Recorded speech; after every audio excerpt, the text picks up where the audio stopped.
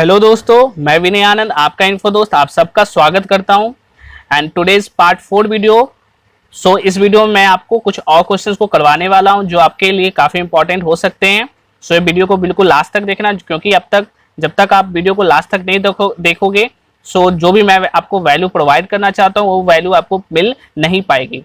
बिल्कुल लास्ट तक इससे जरूर देखना। और आपको कोई भी क्वेरी हो, कोई भी परेशानी हो, कोई भी क्वेश्चन हो, any problem you have, please comment करना मत भूलना, मैं उसे जरूर रिप्लाई करूंगा। तो चलिए आज के क्वेश्चन में देखते हैं कौन कौन से क्वेश्चन हैं। तो सबसे पहला क्वेश्चन यहाँ पर क्या है, arrange the flowing facets in the building book number according to facet formula as prescribed in a colon classification। तो कोलन क्लासिफिकेशन में रंगनाथन ने क्या किया था, बुक फार्मूला दिया था। ओके, उस बुक फार्मूला में एक सही अरेंजमेंट, यहाँ पर जो ऑप्शंस यहाँ दिए हुए हैं इसमें सही अरेंजमेंट क्या होगा। ठीक है, तो बुक फार्मूला क्या था, उनका बुक फार्मूला था L F Y A B S C C R. ठीक है, ये इनका फार्मूला दिया होता है L F Y A B S C C R. तो इसमें सही इसको अरेंज करना है, तो सही अरेंज करना है तो सबसे पहले क्या होगा, सबसे पहले यहाँ पर सीरियल नंबर ऑप्शन है, ईयर ऑफ पब्लिकेशन है, लैंग्वेज नंबर है और फॉर्म ऑफ एक्सपोजिशन है। तो सबसे पहले हो गया लैंग्वेज नंबर हो जाएगा। ठीक, लैंग्वेज नंबर के बाद हो जाएगा फॉर्म नंबर हो जाएगा, फिर उसके बाद ईयर हो जाएगा, उसके बाद सीरियल हो जाएगा। यानी पहले सी, फिर देन डी, फिर बी और ए, यानी सही आंसर क्या हो गया, यहाँ पर सी हो गया। ठीक है, तो जो रंगनाथन का जो बुक फार्मूला था वो बुक फार्मूला आपको याद रखना होगा। बुक फार्मूला ये है L F Y A B S C C R, L F Y A B S C C R, इसको याद रखना। एल का मतलब हो गया लैंग्वेज, एल से लैंग्वेज, एफ फॉर्म हो गया, वाई से ईयर हो गया, ए से accession part of year number हो गया, वी से वॉल्यूम हो गया, एस से सप्लीमेंट नंबर हो गया, सी से कॉपी नंबर हो गया और सी आर से हो गया क्रिटिसिज्म हो गया। तो ये आपको याद रखने हैं L F Y A B S C C R. Next question है कि in colon classification facet is the most elusive and difficult to identify. कह रहा है कि कोलन क्लासिफिकेशन में कौन सा जो फेसेट है उसको आइडेंटिफाई करना बहुत ही डिफिकल्ट होता है। तो इसमें बेसिक है, पर्सनालिटी, एनर्जी है, मैटर है। तो कोलन क्लासिफिकेशन में क्या है, PMEST। ठीक है, ये 5 क्या होते हैं, 5 फंडामेंटल जो कैटेगरी दिया हुआ है PMEST है। इसमें जो सबसे आसान होता है वो टाइम होता है, फिर स्पेस होता है, फिर एनर्जी होता है, फिर मैटर होता है। तो सबसे जो डिफिकल्ट होता है आइडेंटिफाई करना वो होता है क्या, पर्सनालिटी होता है। तो कोलन क्लासिफिकेशन में सबसे मुश्किल है, जो सबसे डिफिकल्ट है आइडेंटिफाई करना वो है क्या, पर्सनालिटी। पर्सनालिटी क्या होता है, इस रंगनाथन का जो दिया हुआ है फंडामेंटल कैटेगरी में पर्सनालिटी सबसे डिफिकल्ट है इसको आइडेंटिफाई करना। जिस तरह एक इंसान का पर्सनालिटी को आइडेंटिफाई करना मुश्किल है, एक इंसान का जो पर्सनालिटी होता है वो भी आइडेंटिफाई करना, उसको भी पहचानना थोड़ी मुश्किल होता है। उसी तरह यहाँ पर जो रंगनाथन का जो दिया हुआ है उसमें भी पर्सनालिटी को खोजना सबसे मुश्किल होता है। इसलिए यहाँ पर रंगनाथन ने मेथड ऑफ रेसिड्यू नाम का एक सुझाव दिया है, सजेशन दिया है। मेथड ऑफ रेसिड्यू में क्या किया जाता है, जो सबसे पहले जो मिल सकता है उससे पहले क्या किया जाएगा, अलग कर लिया जाएगा। उसके बाद जो लास्ट में जो बचेगा वो क्या होगा, पर्सनालिटी होगा। यानी जैसे क्या होगा, PMEST है, उसमें टाइम को सबसे पहले, फिर स्पेस को, फिर एनर्जी को, फिर मैटर को, लास्ट में जो बच गया, जो रेसिड्यू बच गया, जो शेष बच गया वो क्या हो गया, पर्सनालिटी हो जाएगा। तो इस तरह से मेथड ऑफ रेसिड्यू काम करता है जो कि रंगनाथन ने दिया था। नेक्स्ट क्वेश्चन है क्या, the system for the international communication format for exchange of catalogue data is known as. कह रहा है कि वो एक सिस्टम के बारे में बताना है जो कि इंटरनेशनल कम्युनिकेशन फॉर्मेट पर काम करता है और जो कि कैटलॉग के डेटा के लिए काम करता है। तो ये कौन है, ISBD है, CCF है, यूनिमार्क है या मार्क है। तो ये कौन है, ISBD है। ISBD एक इंटरनेशनल कम्युनिकेशन फॉर्मेट है, किसके लिए, for the exchange of catalogue data के लिए। तो मैंने ISBD पर एक वीडियो बनाया था, उसमें बहुत अच्छा से मैंने पूरे ISBD के बारे में बताया है। तो उस वीडियो को आप जाकर एक बार देख लेना, तो वहां से आपको ये सारी चीजें क्लियर होती चली जाएंगी। नेक्स्ट यहाँ पर है कि which of the flowing term is use for a methodology that combines qualitative and the quantitative approaches into one research. कह रहा है कि कौन सा ऐसा मेथोडोलॉजी है जिसमें उस एक ही रिसर्च में क्वालिटेटिव और क्वांटिटेटिव दोनों तरह के अप्रोच को यूज किया जाता है। यानी जब मोर देन वन, एक से जब ज़्यादा एक ही रिसर्च में अप्रोच को यूज़ किया जाता है तो उसे क्या कहा जाता है। ओके, तो ये सिंपल सा क्वेश्चन पूछा है। तो यहाँ ब्लेंडिंग है, ट्रायंगुलेशन है, मिक्स मेथड रिसर्च है या मल्टी मेथड रिसर्च है। तो याद रखना आप लोग क्या कि जब एक ही रिसर्च में क्वालिटेटिव और क्वांटिटेटिव अप्रोच दोनों हो तो उस तरह के जो रिसर्च का मेथड है, मेथोडोलॉजी है, दैट इज कॉल्ड क्या, ट्रायंगुलेशन। ठीक है, ट्रायंगुलेशन। फिर नेक्स्ट क्या है, the term triangulation is used for the study that uses multiple approaches to a research question in an attempt to double check the results obtained by one method. ठीक है, यानी एक या एक से ज्यादा जब मेथड का यूज किया जाएगा रिसर्च में तो वो क्या कहलाता है, ट्रायंगुलेशन कहलाता है। ओके, सो नेक्स्ट क्वेश्चन है कि statistical hypothesis is also known as, statistical hypothesis को और दूसरे नाम से क्या जाना जाता है। तो यहाँ ऑप्शन है नल हाइपोथेसिस है, रिसर्च हाइपोथेसिस है, डायरेक्शनल हाइपोथेसिस है या साइंटिफिक हाइपोथेसिस है। तो स्टैटिस्टिकल हाइपोथेसिस किस नाम से जाना जाता है, ये जाना जाता है नल हाइपोथेसिस है, क्योंकि स्टैटिस्टिकल जो हाइपोथेसिस होता है वो स्टैटिक पर बेस्ड होता है। तो ये स्टैटिक पर जो बेस्ड होता है तो ये क्या होता है, इसमें किसी प्रकार का हाइपोथेसिस नहीं बन सकता, क्योंकि जब जिस प्रकार का डेटा होगा उस हिसाब से उसका क्या आएगा, रिजल्ट आएगा। तो इसमें जो हाइपोथेसिस है वो हाइपोथेसिस नल होती है, यानी कोई भी हाइपोथेसिस इसमें क्रिएट नहीं किया जाता जहां पर जो डेटा है वो स्टैटिस्टिकल होता है, स्टैटिक्स पर बेस्ड होता है। ओके, तो सिंपल सा है, स्टैटिस्टिकल हाइपोथेसिस क्या होगा, उसको नल हाइपोथेसिस के नाम से जाना जाता है। सो ये जो null hypothesis another name for statistical hypothesis which implies that there is a no relation between the two variables under study, यानी कोई भी रिलेशन नहीं होगा। जहाँ पर नल हाइपोथेसिस क्या होता है, जिसमें कोई भी रिलेशन नहीं होता है, जिसमें किसी प्रकार का हाइपोथेसिस नहीं बनाया जाता है, दैट इज कॉल्ड क्या, नल हाइपोथेसिस, और इसको स्टैटिस्टिकल हाइपोथेसिस भी कहते हैं। फिर नेक्स्ट क्वेश्चन यहाँ, cataloguing in publication CIP was termed as prenatal cataloguing by, किसके द्वारा ये दिया गया है, कैटलॉगिंग CIP है, CIP जिसे प्री नेटल कैटलॉगिंग कहते हैं, ये किसके द्वारा दिया गया है, H.E. बिलिस है, SW विल्सन, C.A. कटर या S.R. रंगनाथन। तो S.R. रंगनाथन के द्वारा दिया गया है, सिंपल सा क्वेश्चन है। CIP है कैटलॉगिंग पब्लिकेशन जिसे प्री नेटल कैटलॉगिंग कहते हैं, S.R. रंगनाथन के द्वारा दिया गया है। नेक्स्ट क्वेश्चन है, the process by which a library can identify active collection for reprocessing is. ठीक है, इसे ध्यान से पढ़ना है क्वेश्चन कि जो the process by which library can identify करे, वो कौन सा प्रोसेस जिसके द्वारा जो लाइब्रेरी है वो आइडेंटिफाई करता है एक्टिव कलेक्शन फॉर रीप्रोसेसिंग। जो भी लाइब्रेरी में जो भी एक्टिव कलेक्शन है, जो भी कलेक्शन एक्टिव है उसको रीप्रोसेसिंग करने के लिए जो लाइब्रेरी जो प्रोसेस अपनाता है आइडेंटिफाई करने का, वो क्या कहलाता है। तो यहाँ पर कैनन ऑफ प्रीपोर्टेंस है, कैनन ऑफ असेंटेनिबिलिटी है, प्रिंसिपल ऑफ लोकल वेरिएशन है और प्रिंसिपल ऑफ ऑस्मोसिस है। तो यहाँ पर कौन सा प्रोसेस है, तो उस प्रोसेस का नाम है principle of osmosis, principle of osmosis है।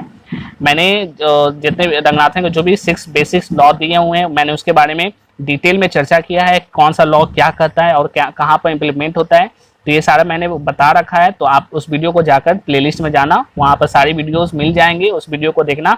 अगर आपको कोई वीडियो नहीं मिलते हैं तो मुझे कमेंट करके जरूर बताना, ठीक है।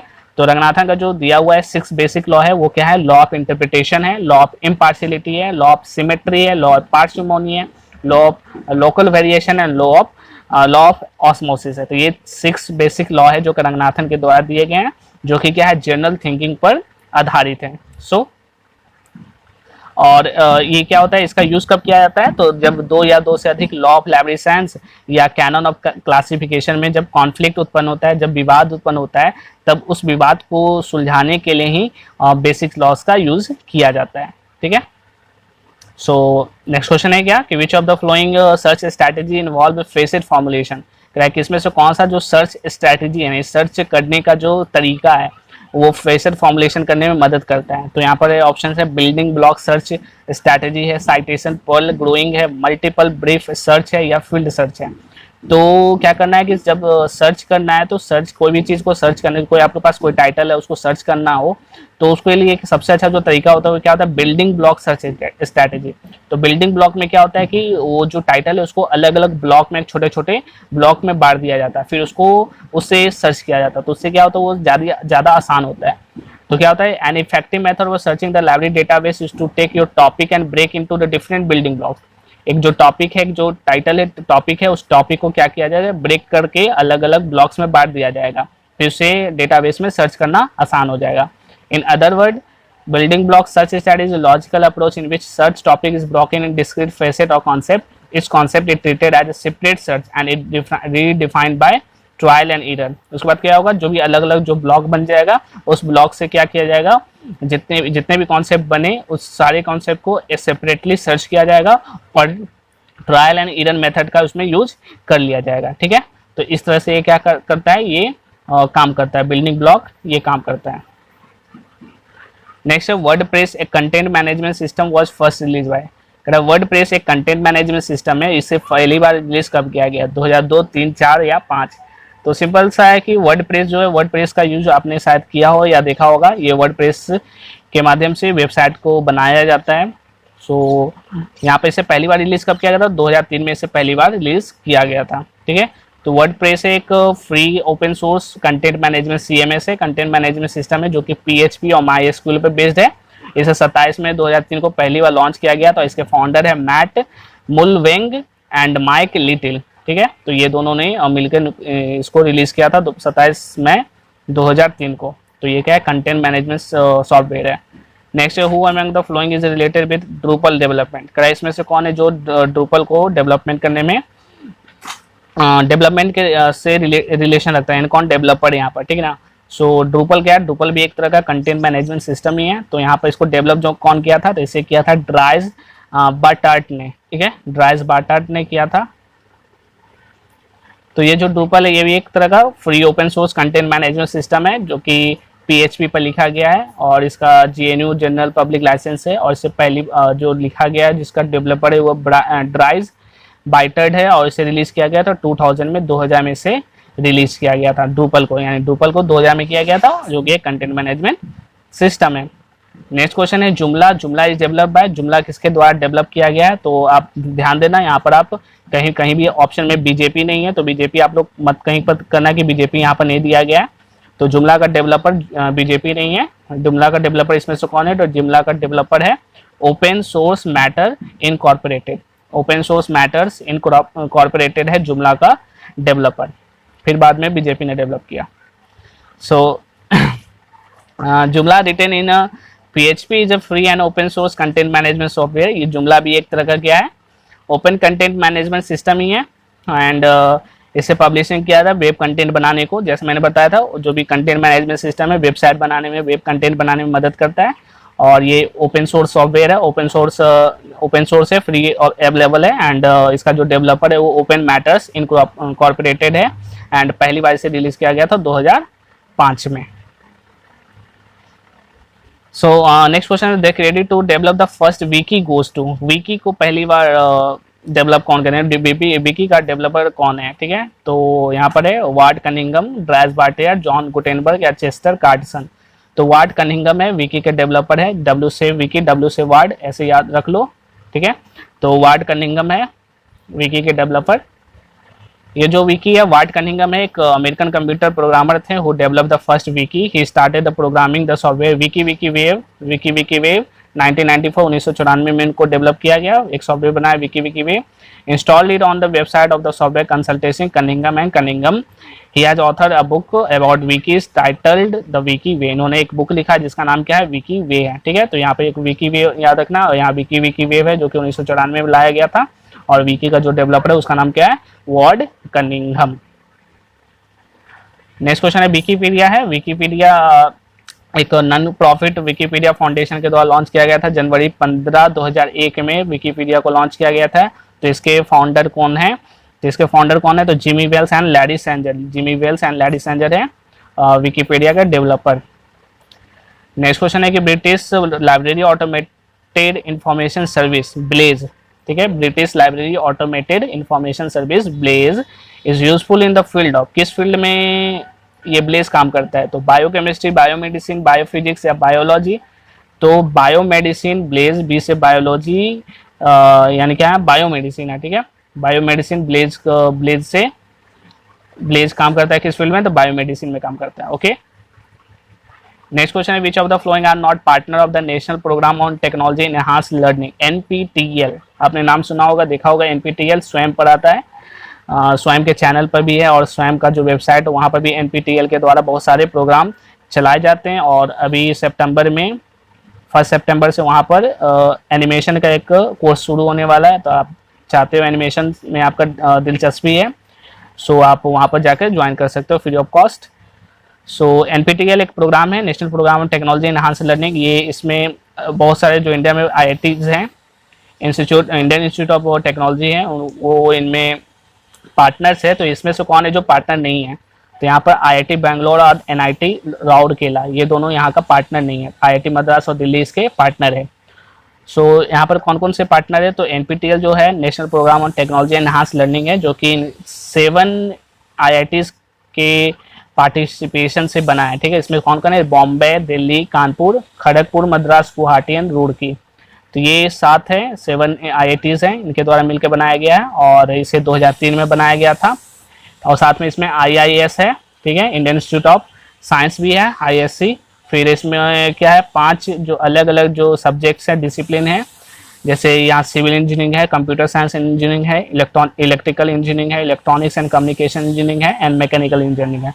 ये 5 सब्जेक्ट में ये प्रोग्राम चलाया जाता है NPTEL के द्वारा, जो कि 2003 से स्टार्ट किया गया।